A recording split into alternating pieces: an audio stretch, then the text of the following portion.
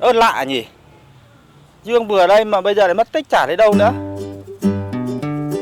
Chỉ thấy cát là cát thôi. Nghe tiếng ngáy ngủ ở đâu gần gần ở đây ấy.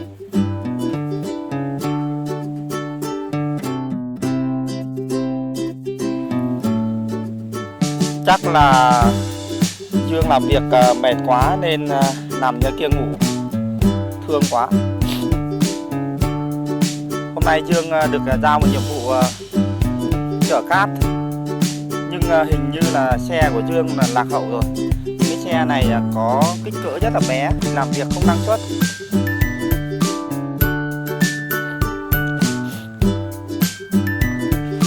Chắc là mệt quá đấy, nằm đây nghỉ đây.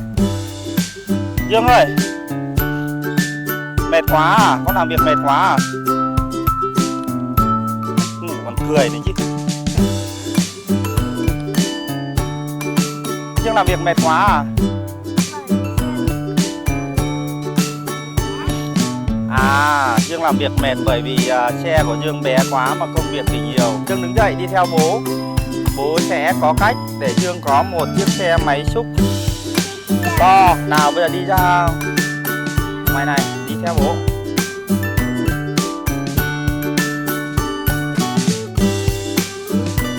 Dương đang theo bố để đi tìm một chiếc xe máy xúc to. Không biết là Dương tìm chiếc xe máy xúc ở đâu đây. Nào, bây giờ mình sẽ đi ra chiếc xe máy xúc thật. Và Dương sẽ xin chiếc xe máy xúc là cho Dương một chiếc xe máy xúc đồ chơi to, được không? Có, đi đâu rồi? Đây.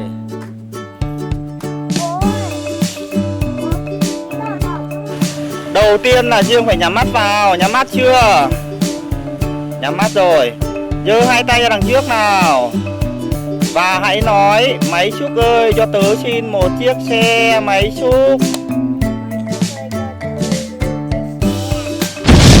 Nào, Dương mở mắt ra nào, xem cái gì trên tay nào. Và đây, Dương đã được một chiếc xe máy xúc trên tay. Dương cảm ơn chiếc xe máy xúc đi đằng nào. Vì sao? Vì sao lại cảm ơn chiếc xe máy xúc? Cảm ơn chiếc xe máy xúc vì đã cho Dương một chiếc xe máy xúc. Nào bây giờ Dương lại ra tiếp tục công việc của mình đi. Với chiếc xe máy xúc to như này thì chắc chắn là công việc của Dương sẽ làm rất là nhanh.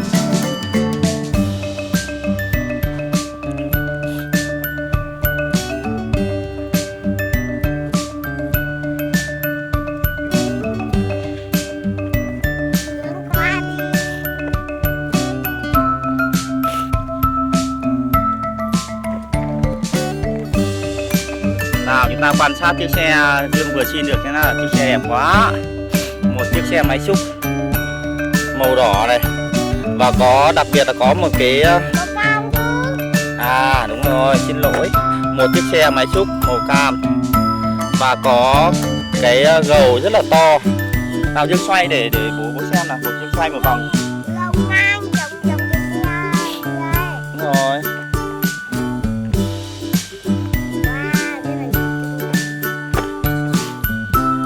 Nào bây giờ Dương bóc chiếc xe máy xúc này ra nào.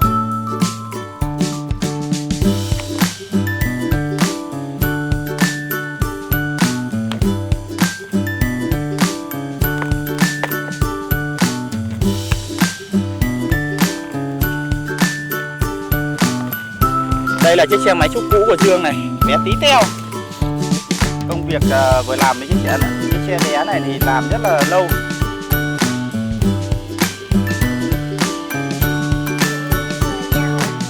Bóc mạnh vào, kéo mạnh vào dây bóng lên chứ không. Ok, máy ra thôi.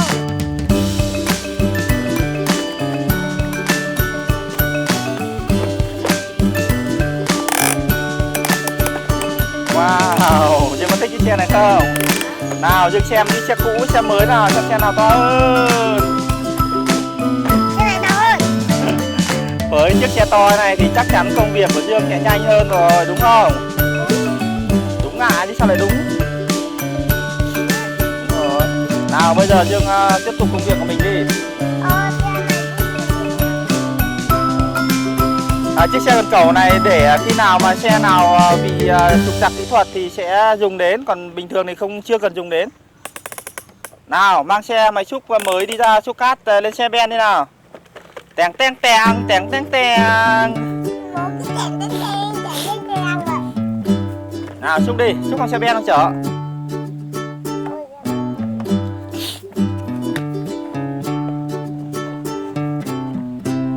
Ôi gầu to thế nhỉ, gầu to này xúc một gầu là đầy xe ben luôn. Đây là một chiếc xe máy xúc khổng lồ. Wow, đầy luôn, 2 gầu là đầy.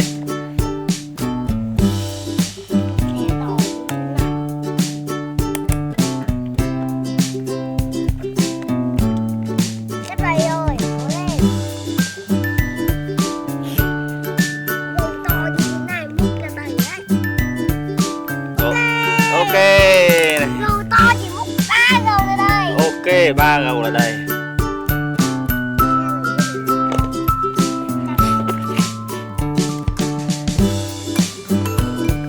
Đây đợi nha. Đi thôi. Đi rồi, trở lại đằng này, trở lại đằng kia. Trở lại chỗ túi bóng kia để đổ.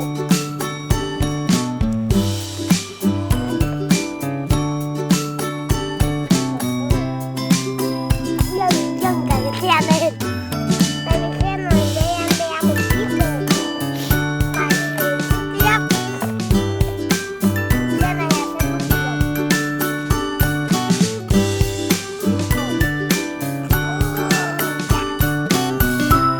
Ôi, cái xe này gầu to quá, chỉ cần múc 3 gầu là đầy chiếc xe ben.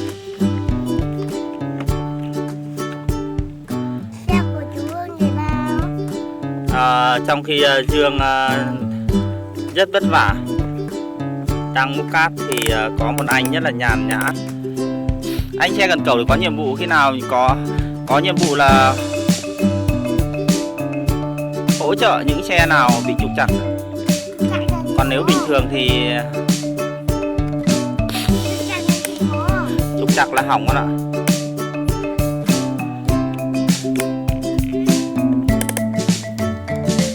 Đây rồi.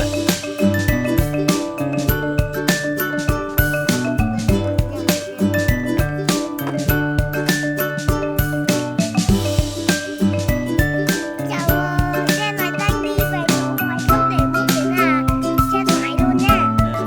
Chiếc máy thì phải cần cẩu chứ cần cẩu.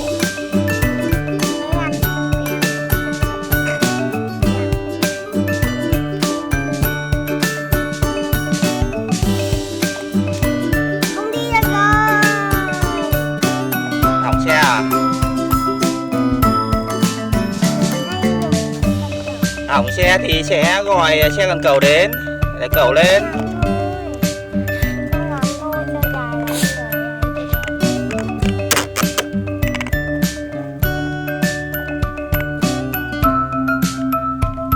Kéo. Kéo à, dùng xe cần cẩu kéo à?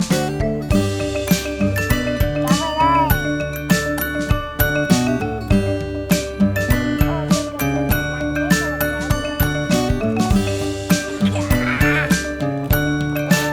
Kéo đi, kéo ra đoạn này một đoạn nữa, kéo ra đây một đoạn nữa.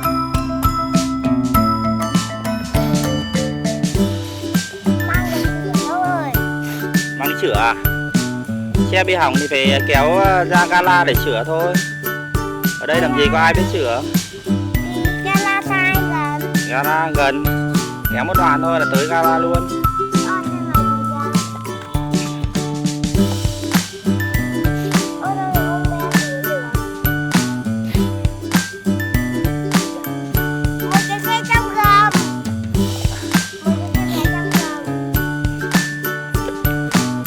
Chiếc xe cần cẩu đang kéo chiếc xe ben với chiếc xe ben bị hỏng các bạn ạ.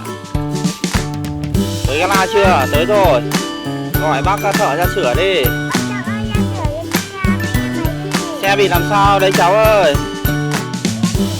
Xe bị hỏng à? Rồi để bác sẽ bảo thợ ra sửa nhá.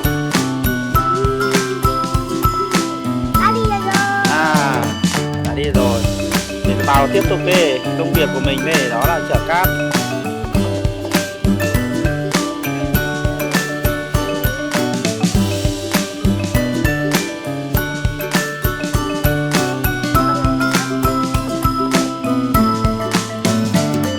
cát nhanh lên nào. Trời sắp mưa rồi. Trời âm u quá, sắp mưa rồi. Dương múc cát nhanh lên. Nào múc khẩn trương nào.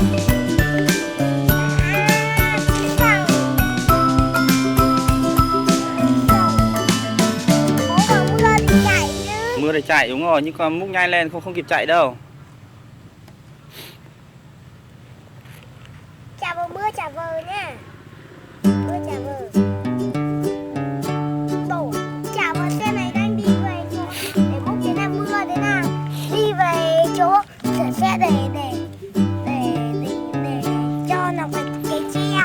Xe nó mưa để cho nó phải ướt cá xe. Ướt máy này rồi, chết máy đấy.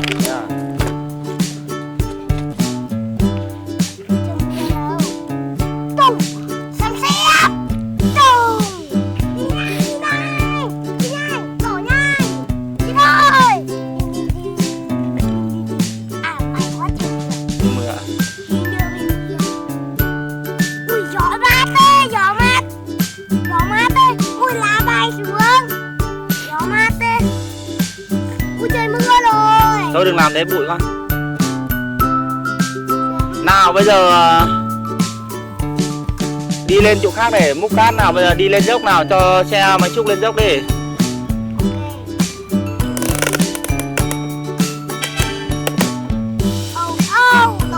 Cho máy xúc lên dốc trước. Xe ben lên sau.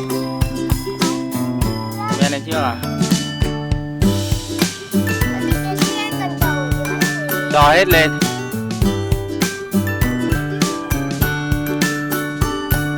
Con chạy xuống. Đây này, con gọi chồng xe ben không lên được đâu. Đây này.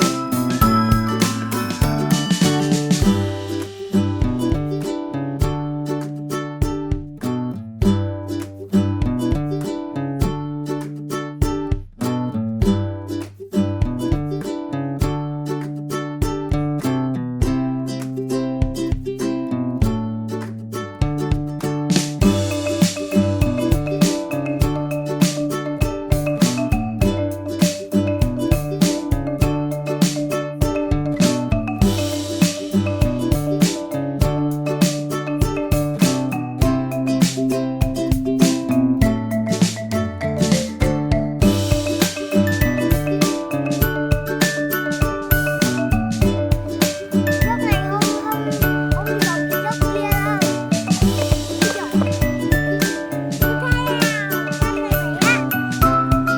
Thôi xe to thôi, xe bé không chuột nữa. Xe ben nó lật. Rồi nhanh lên. Trời sắp mưa rồi.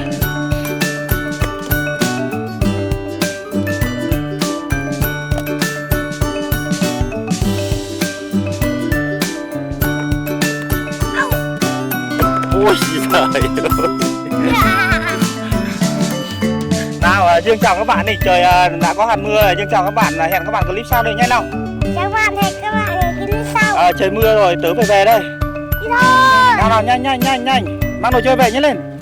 Xuống lấy túi kìa, lấy túi, chạy lấy túi. Nhanh. Có hạt mưa rồi. Chạy nhanh. Chạy nhanh. Xe kệ nó. Nhanh lên, mưa rồi. Đó, mang đây, nhanh lên. Không trôi đâu. Nào con đặt xe đây này.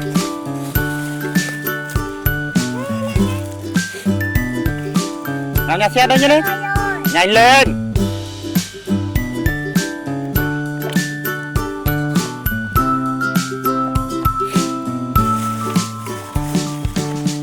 Thế nào, có hạt mưa rồi. Cứ thế máy quay này. Ôi chà. Ây, mệt quá. Mệt cũng mới làm nhanh lên.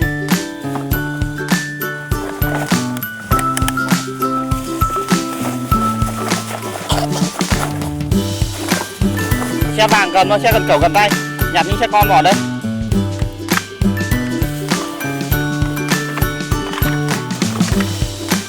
Còn cái kia đèn nữa. Đây con ơi, có hạt mưa này. Đây này, nhìn đây này, có hạt mưa trên áo Dương đây này. Đây là trên áo Dương là lấm thấm hạt mưa này. Nào nhanh con nào. Trên không? Hả?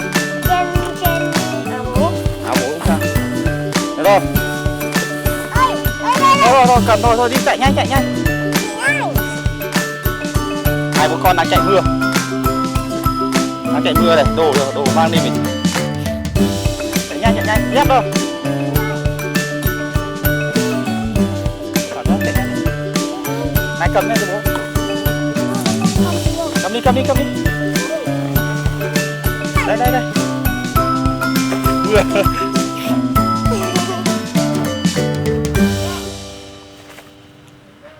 Hai bố con chạy về đến nhà ướt hết quần áo. Trời mưa to này, các bé nhìn thấy không? May mà cái máy quay này có túi chứ không hôm nay thì hỏng rồi. Con chưa? Thế con thấy chưa? Bảo làm việc nhanh còn về, cứ lề mề. Mai đến thứ 7.